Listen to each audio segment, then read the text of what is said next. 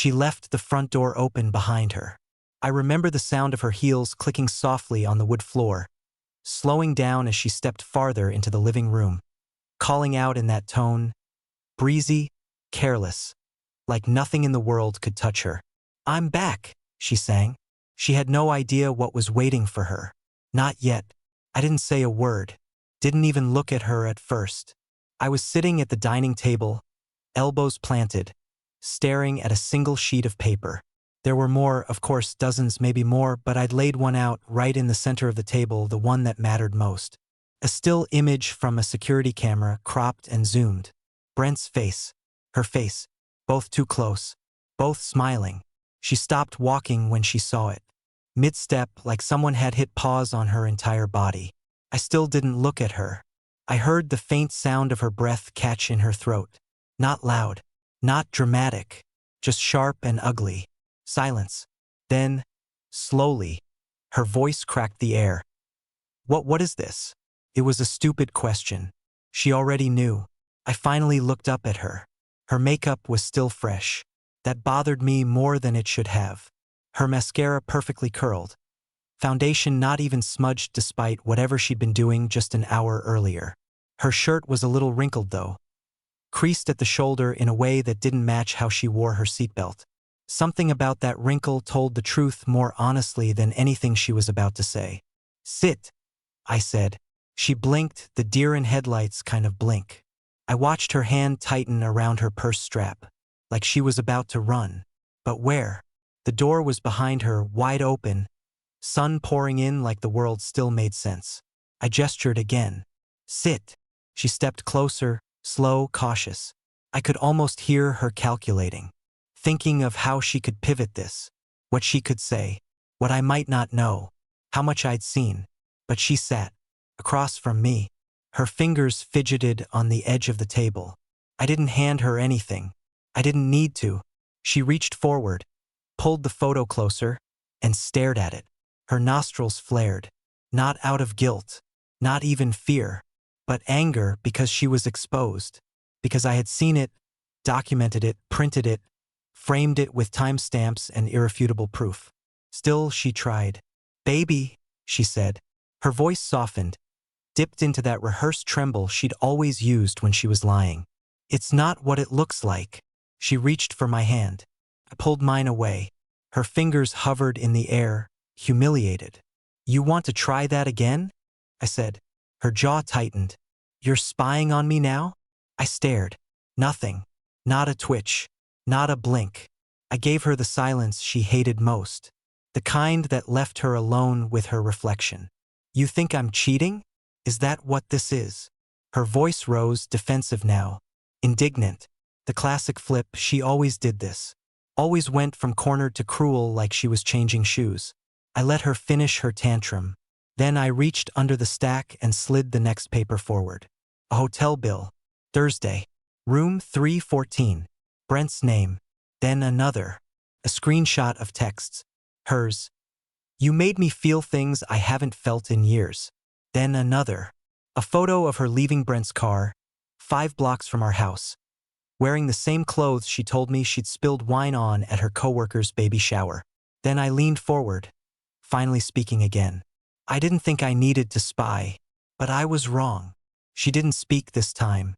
I watched it happen. I watched her begin to crack. Not fall apart, no. Not cry. That would have been human. What she did was worse. She switched off. Emotion vanished from her face like a light switch had been flipped. And in its place was something colder. Something rehearsed. "Okay," she said, flat and quiet. "So now what?" That sentence. So now what? Not "I'm sorry." Not "it's over." Not "how could I." Not even a lie about it being a mistake. No remorse. No explanation. Just that. Like it was my job to figure out the ending to the story she wrote behind my back. I looked at her. This woman I used to make coffee for every morning. The one who used to call me at lunch just to say she missed me. The one who held my hand in hospital waiting rooms.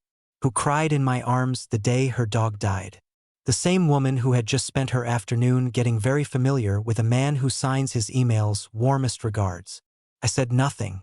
And in that moment, I saw it. She wasn't worried about losing me. She was worried about what I'd take with me. She didn't cry. She didn't beg. She didn't even pretend to reach for an excuse. Just sat there, arms crossed now, like she was waiting on an Uber. Like this was some minor inconvenience I had dropped on her desk between nail appointments. I asked you a question, she said again, like I owed her an answer. Now what? I leaned back in the chair. I wanted to feel something sharp, rage, heartbreak, maybe even panic, but all I felt was the hum. That numb buzz in your chest when your mind is still crashing but your body has already stepped outside the wreckage. Her eyes didn't look sad. They looked annoyed. This is what you've been doing behind my back? I asked, my voice quieter than I thought it would be. This? Lying to my face and screwing a guy who sends stock tips in group chats. She tilted her head. Don't be dramatic, Mark. Dramatic. I nearly laughed. Not a real laugh. One of those dry, sarcastic exhales that you let out when your brain just gives up trying to process. That's your response?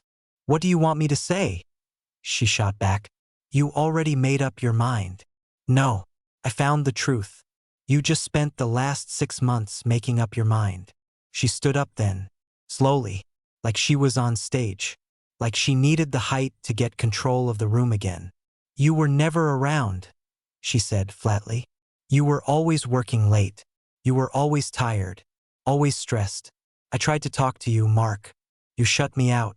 For months. There it was. The shift. The gaslight. The moment where I became the villain in her affair. I stood too calm. Too calm. You mean when you started turning off your location?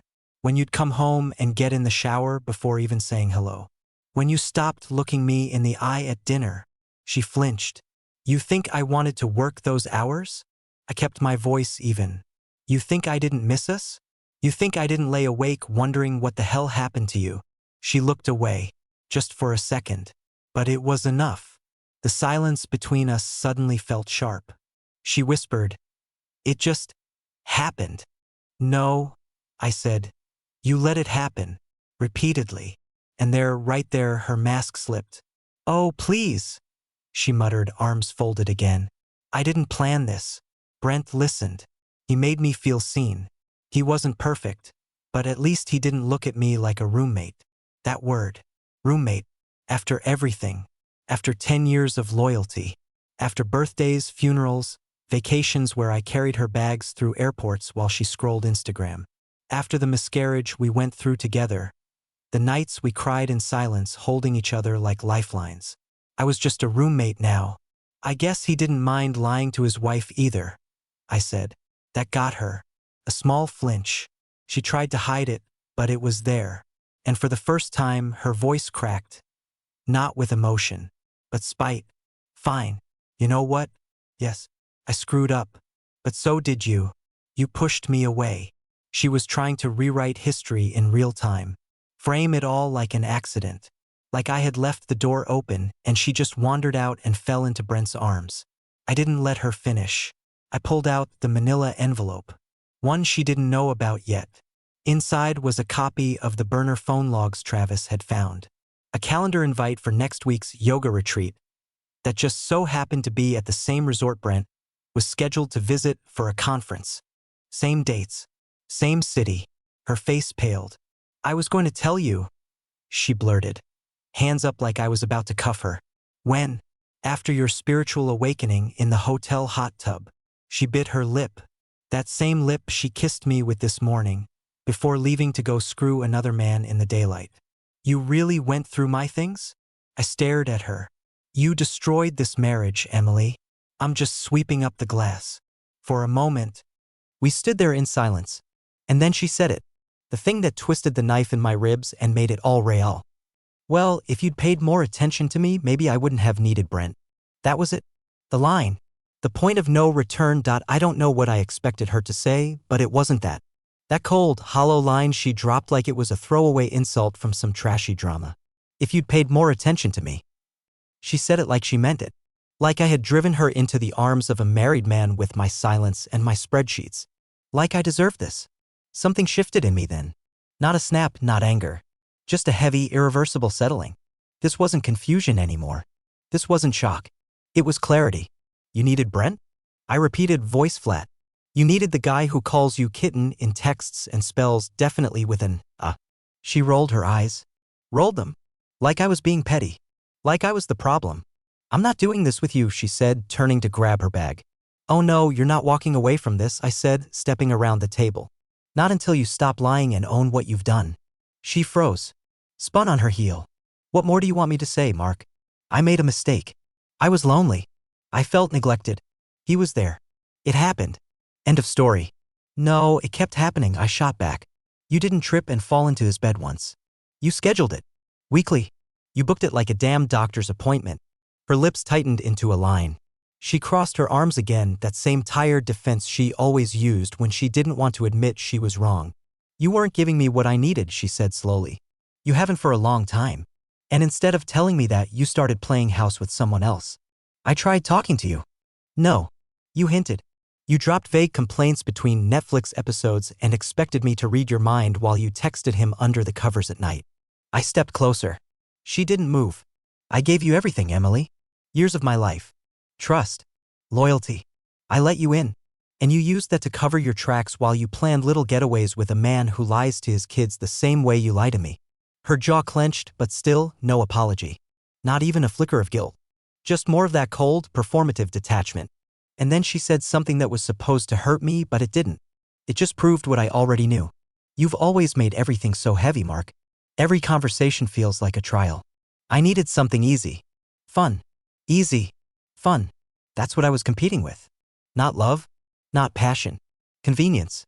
You threw away a decade for fun? I was tired of being the only one trying, she said. You stopped seeing me. And maybe there was a grain of truth buried in that.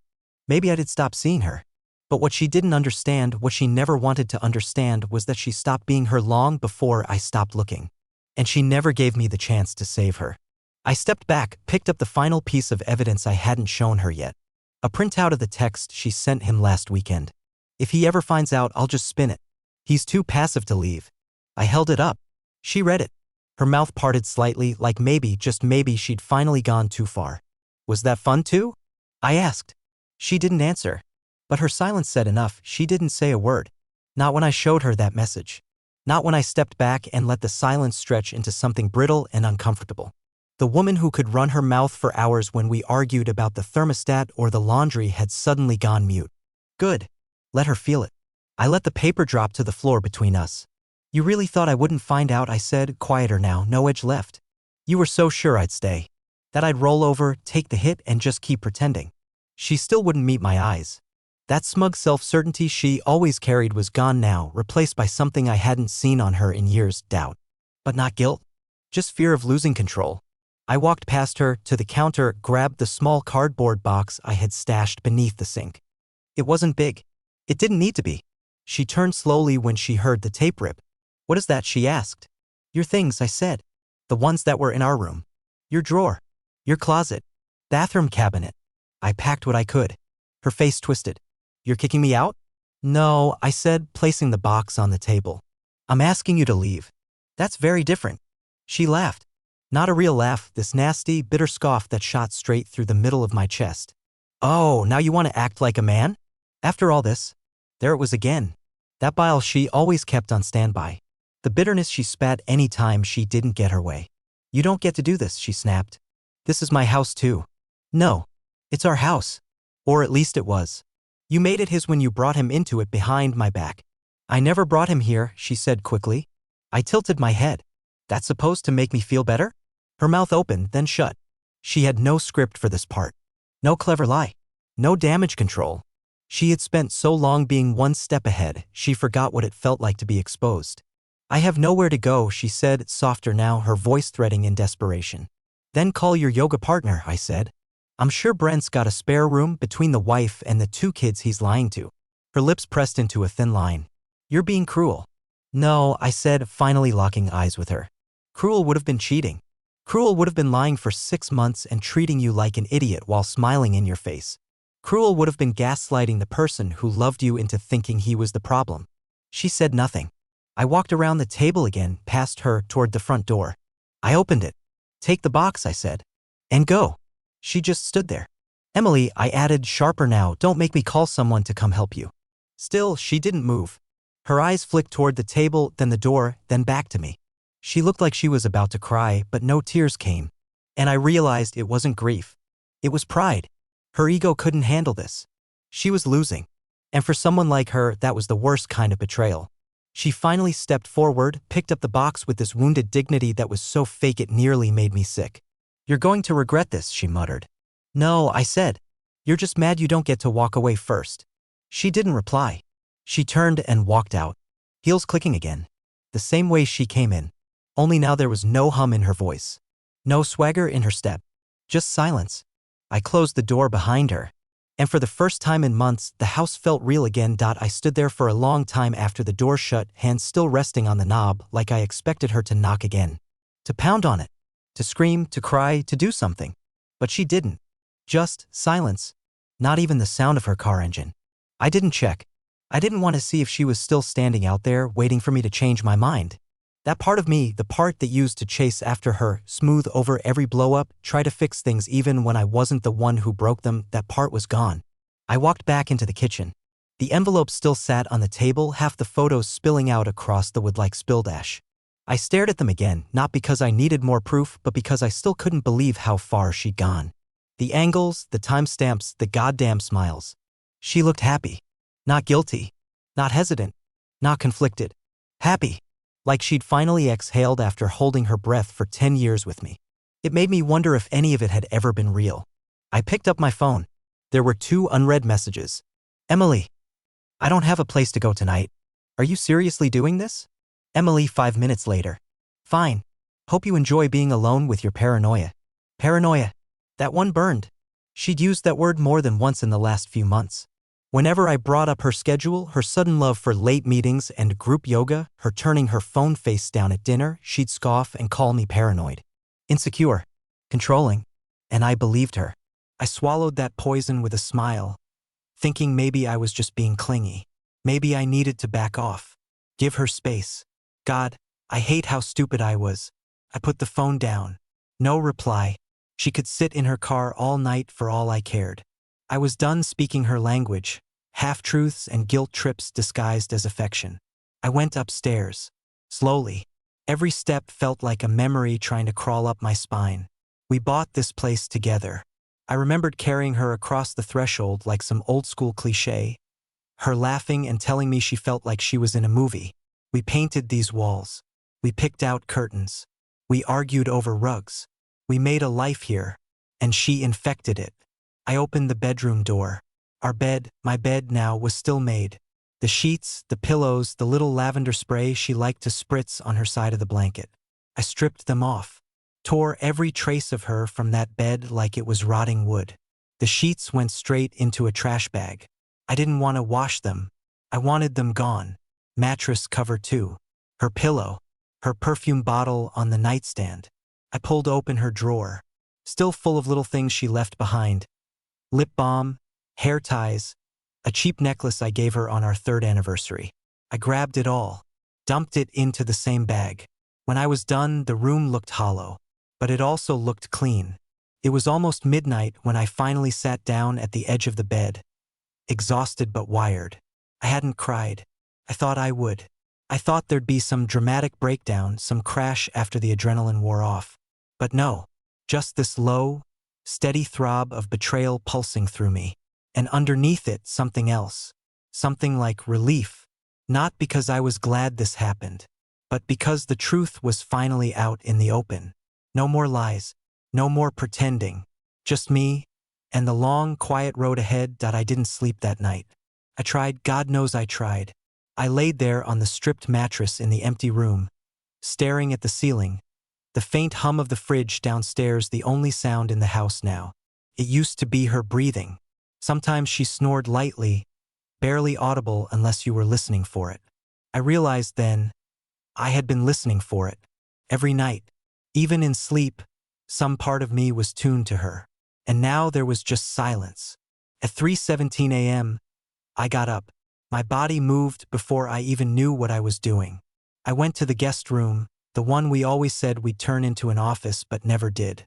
I opened the closet, pulled down a box labeled mark stuff, old journals, notebooks, backup drives.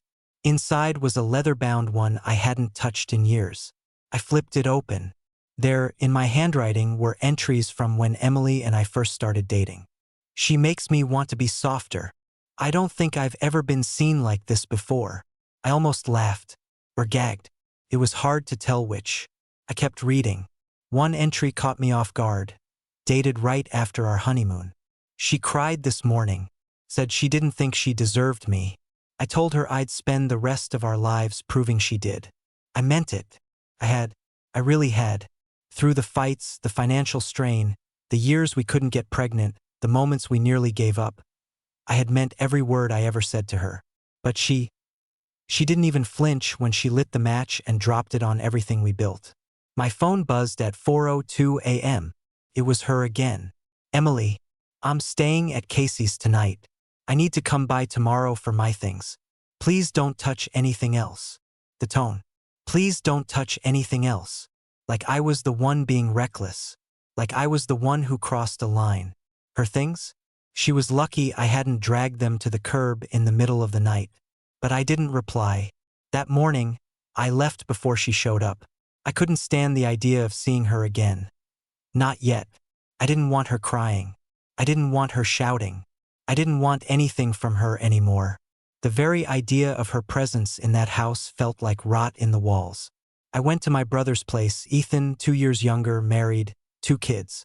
He opened the door in sweats and a coffee-stained t-shirt. He didn't ask what happened. He just looked at me and said, "You staying a while?" I nodded. "Yeah, if that's okay." He clapped me on the back. "You're not sleeping on the couch. I'll clear the guest room. That's the thing about real family. You don't need to explain the disaster. They see the wreckage and just start pulling you out of it." That night, I crashed hard in Ethan's guest bed. Didn't even take off my shoes. Just dropped into the mattress and let sleep hit me like a brick. But not before I saw it, one final message from her. "Emily, I'm picking up the rest of my things tomorrow. Please don't be here. Please don't be here." Coward. Even now, she couldn't look me in the eyes and face what she'd done. She wanted a clean exit free of consequence. She wanted to vanish without the weight of reality crashing down on her. But this isn't a movie. This is my life. And tomorrow, she was finally going to see what the truth looked like. Standing in the ruins she created, she showed up the next day right on time, 11 a.m. sharp. I didn't listen to her text. I wasn't going to vanish from my own house so she could ghost her way out of accountability. No. I sat in the living room, calm, composed, dressed like I had somewhere important to be even though I didn't. Not yet. She walked in with a cardboard box and sunglasses still on. Even though it was cloudy, I could smell her perfume before I saw her. The same one I used to love. The one that now made me nauseous. When she saw me sitting there, she froze in the doorway. "You said you wouldn't be here," she muttered. "I said nothing," I replied. "You asked me not to be here." Her jaw tightened. She stepped inside and closed the door, setting her box down by the stairs. "I just want to get my stuff and go." "Then do that." She didn't move for a second. She was looking around, taking inventory, maybe. The couch was bare. Her framed photos were gone. Her books from the shelf already boxed. I had done half the work for her. "You went through my things," she said after a moment. I stood up, walked toward the window. "I removed your things from my room, my closet, my house. What's left is what you left behind. You had no right." I turned. "No right? No right to clean the space you tainted? You lost your rights when you started playing dress-up in hotel rooms with someone else's husband." She flinched, but only barely. "I don't want to fight," she said, finally taking off the sunglasses. Her eyes were bloodshot, not from crying. I knew her better than that. Probably from lack of sleep or some rushed performance in front of whoever she was crashing with.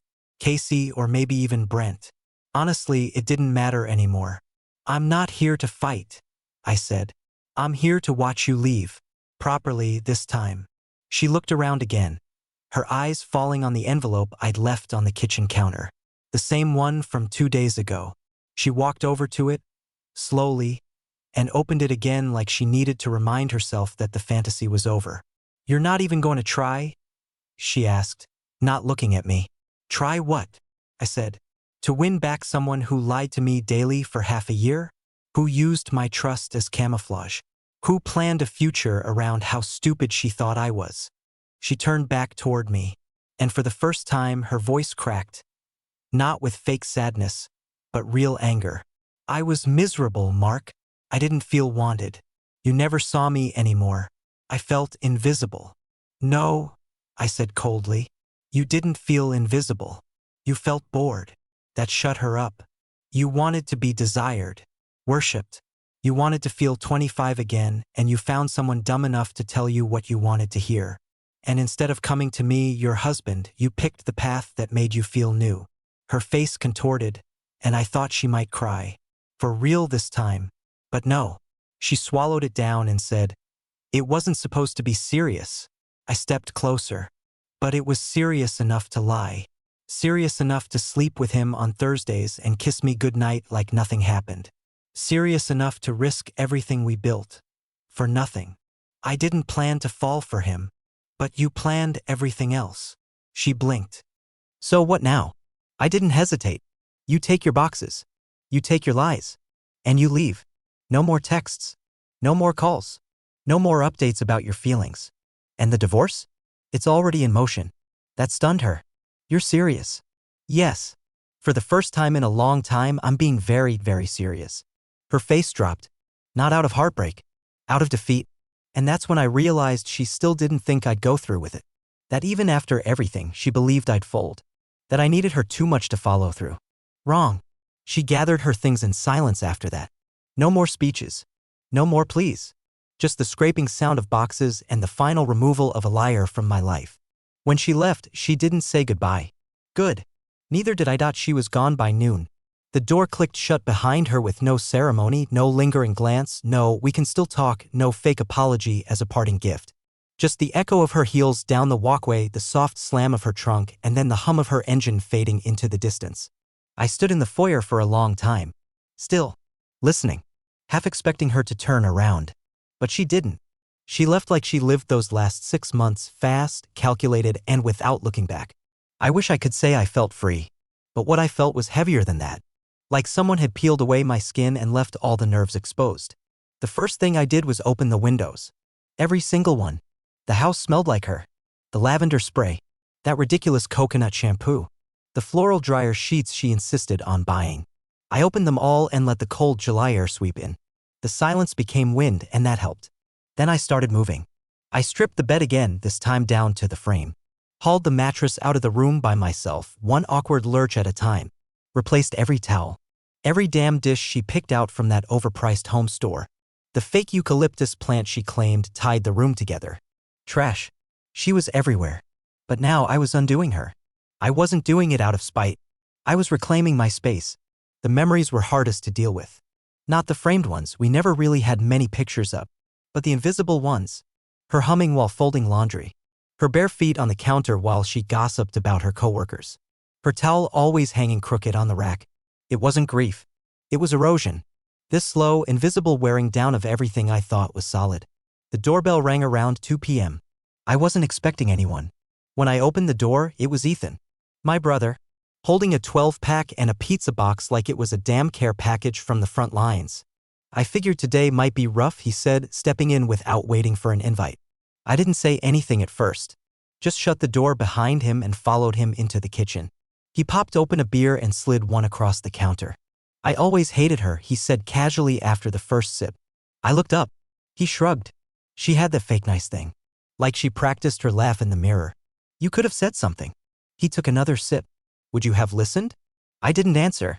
We sat in silence for a while. Him eating. Me just holding the bottle, not really drinking.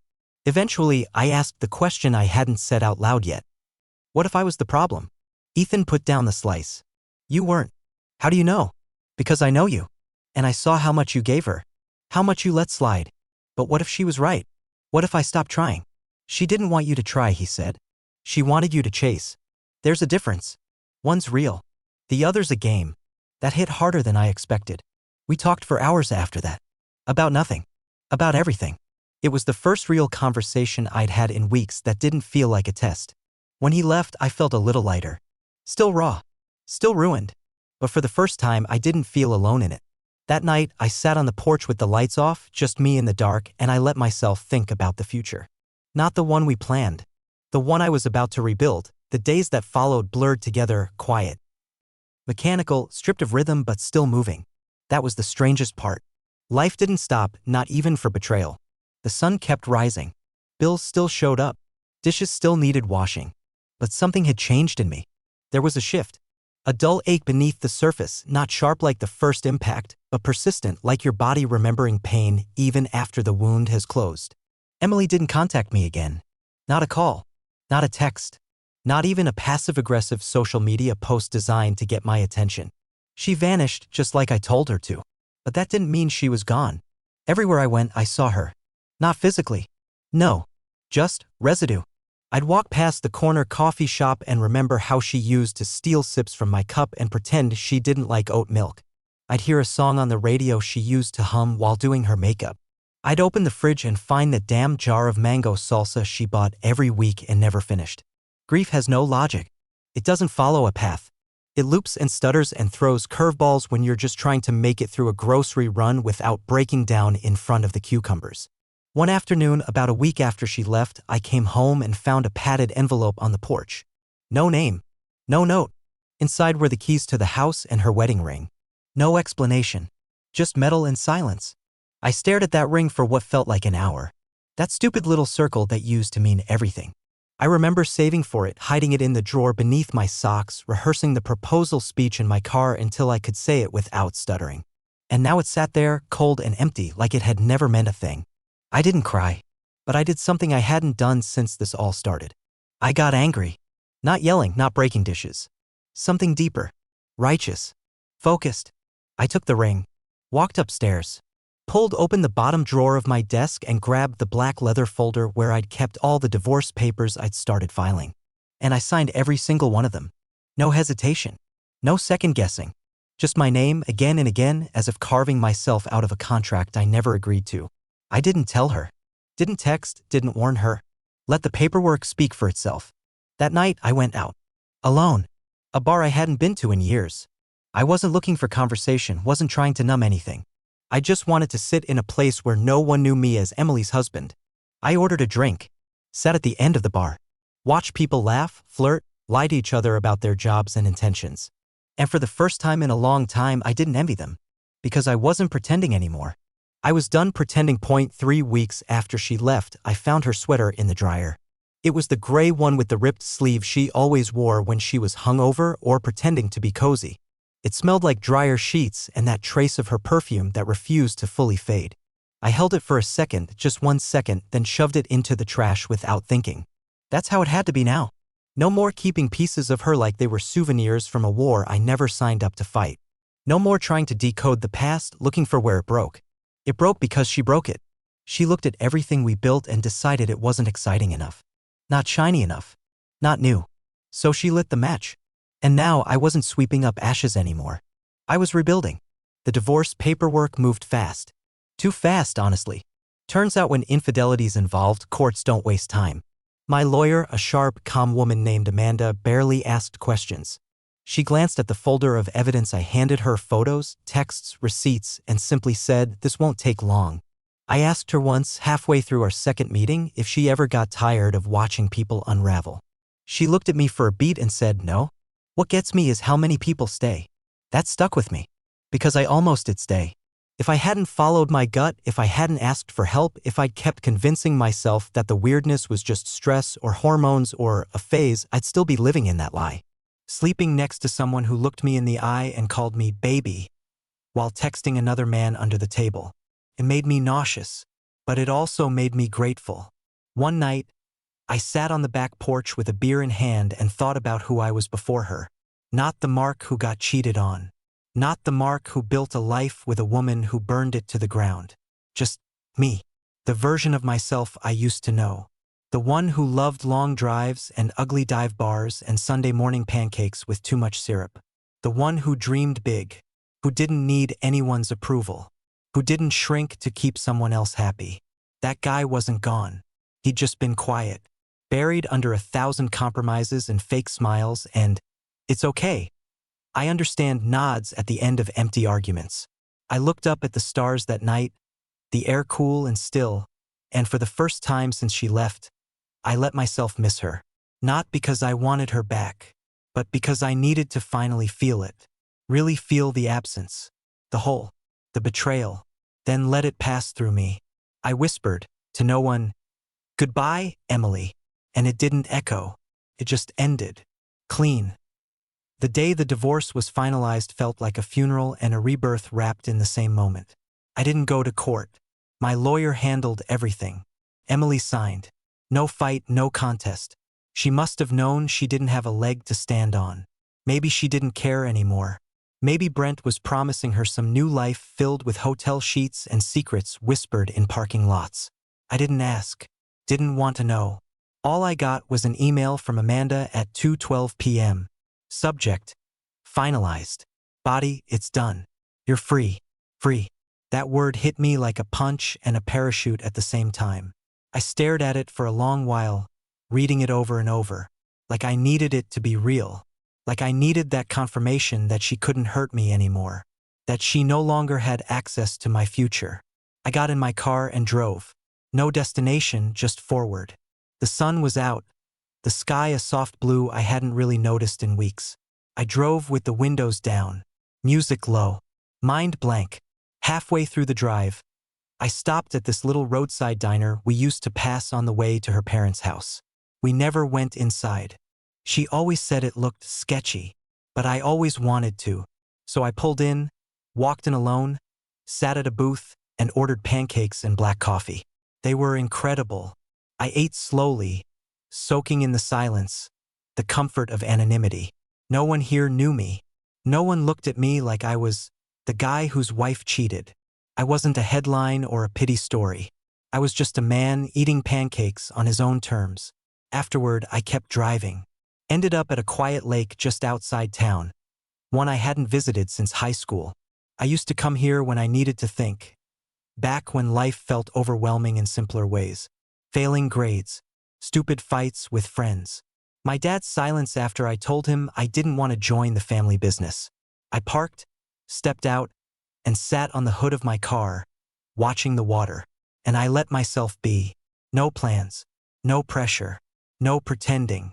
Just me, the lake, and a slow, quiet kind of peace that I hadn't felt in months. I thought about what I'd say to Emily if she ever reached out again. Then realized I wouldn't say anything. Not out of anger, not out of pride. Just because I didn't need to. There was nothing left to say. She made her choices. And now, I was making mine. It's been 2 months since Emily walked out of my life, and I let her. The ring is gone. Her perfume finally faded from the curtains. The lavender spray, replaced with sandalwood. The playlist she used to put on during Sunday cleaning, deleted. My house doesn't feel like ours anymore. Feels like mine. And it's quiet here, peaceful. There's no tension thickening the air. No second-guessing the words I say. No waiting for a shoe to drop every time her phone buzzes. Just stillness. And, more surprisingly, clarity. I've learned more in these 2 months than I did in the last 2 years of our marriage. About myself. About boundaries. About how easy it is to start shrinking when someone you love starts treating you like you're in the way. I know now that love isn't supposed to feel like convincing someone to stay. It's not supposed to be built on surveillance and suspicion, on keeping tabs and hiding receipts. Love isn't a test. It's not supposed to feel like a balancing act where you keep bleeding just to keep the other person satisfied. What Emily did, what she chose, wasn't an accident. It wasn't a slip. It was a consistent, deliberate betrayal.